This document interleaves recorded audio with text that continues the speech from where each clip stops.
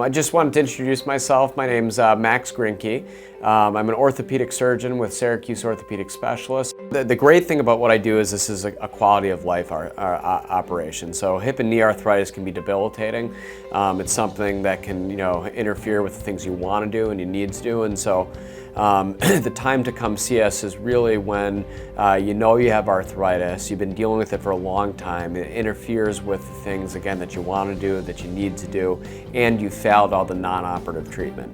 And once that time comes, surgery can be a really good option for patients to get their lives back to what they want to do. But I always say, what arthritis is, like what I mean by that is it's wearing out of the cartilage and the other soft tissues in the hip and the knee. And so, unfortunately, in modern medicine, we don't have anything that reverses that process or puts the cartilage back into your hip and back to your knee. And so what we're really targeting is your symptoms, right?